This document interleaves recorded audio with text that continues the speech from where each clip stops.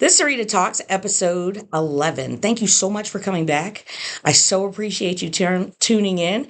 And I have a new guest with us. Please introduce yourself and tell us a little bit about you. Hey there, I am ReuuTasha Belcher-Harris, out of Columbia, Missouri, kind of right in between Kansas City and St. Louis. Definitely a native to the land, mother of three awesome children, and working on becoming a successful entrepreneur. Absolutely. So, the entrepreneurship journey, as we all know, looks different depending on what you're into, depending on what your passion is. How important do you feel like passion is to being a successful entrepreneur? Should you go with what your mind says or should you go with your heart? Very good question. I would definitely say a little bit of both. Because we know that sometimes the mind can take you places that the heart is not ready to accept. So that heart will kind of keep you in your comfort zone. So what we do is try to definitely teach on mental health because that is a strong point of even learning and understanding the heart. They kind of work and synchronize together.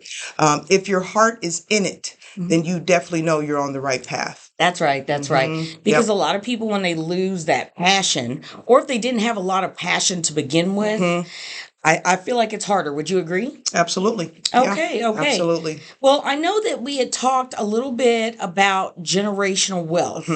And I know that you have a lot of information that I really feel like our viewers everybody can benefit from how to navigate as a formerly incarcerated person. And next month's my 18-month birthday. That's right. Thank you. It's been important for me to try and learn more about how to gain capital, how to make it do or be the most produce the most wealth for me because I'm so far behind. So give me an intro, a bottom level description of how generational wealth works.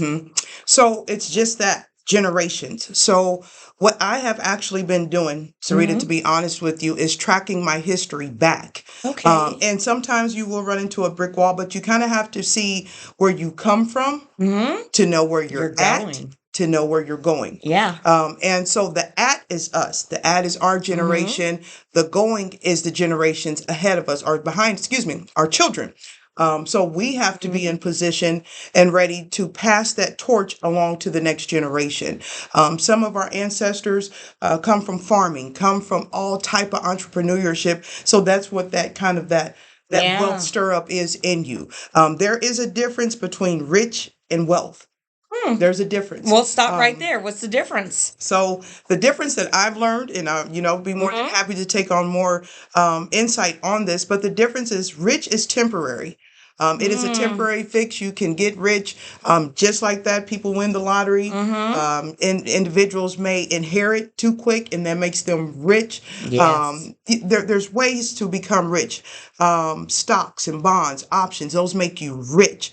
When you are wealthy, that is something that you can tangibly hand down to another generation. Foundations, trusts, estates, any type of businesses that you actually own, your stocks and bonds. These are things that you can push to the next generation, which is what wealth is. So when you're currently holding a stock or a bond, it is not wealth until it becomes the point where you can transfer it down?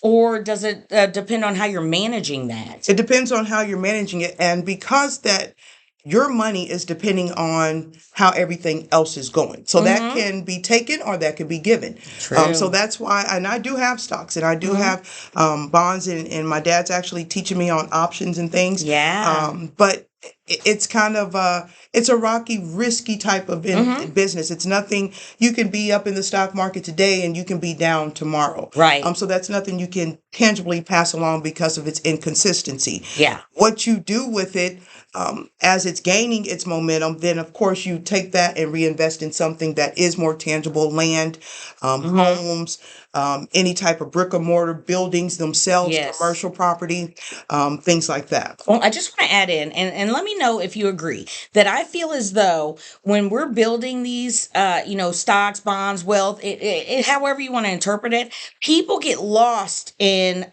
the short term. Mm-hmm. And the short term is in that kind of environment, if I'm right, is about 5 years. That's short term. Mm-hmm. You need to be thinking like a generation later. Mm-hmm. So when you get into stocks, if it drops, you've got to be ready to wait it out. Now, is there truth in that, or am I wrong? There is truth, and that is part of the game. Yeah. That's what they do. They kind of play on what they want to play, and we call it capitalism because there is a controller behind the working, kind of like the Wizard of Oz. Absolutely. There's somebody back there kind of pulling the strings and kind of telling it what to do. So you have no say-so. You have no power, no rights to control it. So you want to begin to look at things that you can control. And that is your land. That is your homes and your commercial properties and such as we just stated. But things that actually are yours, that no matter what, no one can take that away from me. Yeah. I can control the market value on this. Now, there's always the person playing puppet master, but also consumer base. So, would you agree? Okay, great. Because this is the pro. She's coming in, so I'm just asking questions and trying to figure out exactly what are the best questions so you can find out what you need to be doing. Yeah. Now, everything, not everything, but it comes from a perspective when I'm talking about it of, I've been away a long time, I need to rebuild. So I feel like this, if you're at a point where you're trying, doesn't matter what your background is, but you're entry level, what's a good way to start? If you're entry level, then what you will want to do is get you a pen and piece of paper. Yes. I'm old school to the heart. All this technology, I'm getting better at it, but I am old school. It says that he who writes the vision and make it plain. So then, therefore, whoever reads it can run. That's a mantle to your next generation. Get out your pen and get out your paper and begin to write and put it in some type of order. And carry a pen and paper with you wherever you go on your job. Yeah. You could be walking, just have a pen and paper in your pocket. So then therefore, whenever those thoughts come to you, you can actually write it down. And then you sit back and you say, okay, well, I know I can do this, or I know I can turn this around. Let me start there and find a starting point.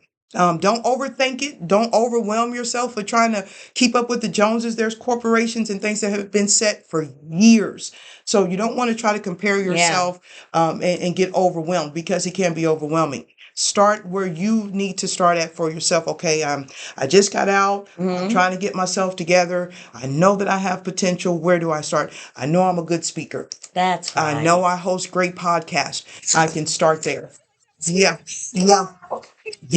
Thank you. Simple as that. Yeah. Then you turn those into viewers, and now you have said something where you're not just reaching a person or two, but you're reaching the masses. That's what it's all about. And that's wealth. Yeah. That's wealth. Thanks. And I'm hoping to institute a little bit of change along with the knowledge. So not everybody has something they can put away. What is the value in just, if I've got $5, $10, and this is my thing, put it to the side. But how much do I need to start growing something? That's funny. Yeah. There is, and you all work with me here because I am in tuned. I kind of know what's going on. There was a story about the talents and how when the one had one, he wouldn't hit it because that's all he had. Then there was one that had 10. And then he went and turned it into multiple and so on. With that little bit you have, it says, if you're faithful over the little, he'll make it into much. Absolutely. Every day. This is honest. I'd rather be honest. Every day I move $5 over to the stock market. Ooh, $5. So by the end of the week. Did you hear that? $5. $5. Yeah, and stop wasting your money. If you're buying cigarettes, then you're investing in cancer instead. And I'm a former smoker. I smoked 25 years. But let me tell you, when I hit the ground running, I definitely didn't want to stink. I didn't want to be that person. But I know that I need that just $5 a day. So we're going to talk afterwards about where she's moving it at. And then when she comes on next time, after, you know what I'm saying, we can collaborate about where that's going. So this is an important conversation. Should families be having this conversation? And if so, give them a little context. Absolutely. What I've learned in this process of my journey, trying to figure out where we come from, your elderly are getting older. Yeah. And so sometimes it's hard for them to remember. If you have access to your elderly, go sit with them. Yeah. This is a family adventure. Then, therefore, you can put your pieces to the puzzle together to see where you all were at, where you are now, and where you're trying to go. That's right. Definitely sit with your family. If you have beneficiaries, life insurance, all these things need to be put in order, especially if you have businesses and things. Land. Land is a big one. Yeah. Definitely make sure that your children and your great-grandchildren or your grandchildren are on those documents, and your lawyers are set, so when something does happen, it can pass along smoothly. So we'll definitely get more into this on the next episode, or whenever you invite me back. But I appreciate it. There's a lot to be done, but there's also a lot to be said. But yeah, just definitely talk with your families, even if you think your children are too young. Get them in the room. Eventually, they'll kind of catch on. It's family meeting time. We used to have family meetings when I were coming up, and that's when we discuss all of our important family business. So, I love it. Highly encourage you to make sure you sit down and speak with your family. So instead of just praying together, you also need to talk about how you're going to make sure your family stays viable and successful into the future. And, there's a lot. I'm a big fan of Dave Ramsey, Financial Peace. Now, I haven't listened to him, but I do have his book. And I like where he says, you need an emergency fund, but you also need to make sure that you're, investing in things. But at the same time, you've got to get your debt down. So maybe we can talk a little bit about that. But I really feel like we hit the middle. Yes. We got a nice intro. Now, close us out with the most important, maybe one, maybe two, maybe three things. I hope you can give me three things that someone right now needs to do. You already got one. Since you said, I'm going to go ahead and knock it out the park. Knock it out the park. You already said that $5, okay? Yep. $5. If you're buying Starbucks coffee and you like that caramel frappuccino, that's $7. So you can put that somewhere else and start drinking it out of the Keurig, girl. All right, so one is put something away every day. Two is to educate. Educate yourself. We are in a time and a generation where access is so easy. Books can actually read to us now, so there is no reason not to educate. I call it 101 university. I teach myself. I don't have to pay. I don't have a bunch of degrees behind me. But the teaching and the educating yourself, put down your phone for a little bit. Get off the TV for a little bit. Find a way to educate yourself, so then therefore you can be good for someone else as well, as elevating yourself. Yes. Number 3 is patience and faith. Because when you come from a mindset of not having, when you come from poverty and you're getting ready to make that shift over into a true entrepreneurship and success, and you're talking about wealth, it's a culture shock. It's a lot of language you don't understand and you want to back away from. Have patience with yourself. Have patience with your family, because when you begin to dig into generational wealth, you'll find some things that are kind of disturbing. Like, well, why didn't you tell me this? Or why didn't you leave this behind? Let all of that go. Let it go and begin to focus and have patience, and definitely faith. Faith the size of a mustard seed will make it go. Absolutely. Yeah. You better watch out because we got some mustard seeds. Oh, yeah. Yeah. Thank you so much, ReuuTasha. Yeah. I appreciate you coming on. Thank you. And let me tell you, everything that we're going to talk about is always, please just take what you can. Take what you can and then come back and get some more. That's right. All right. Take care. Thanks for coming. See you all. Bye. Bye-bye.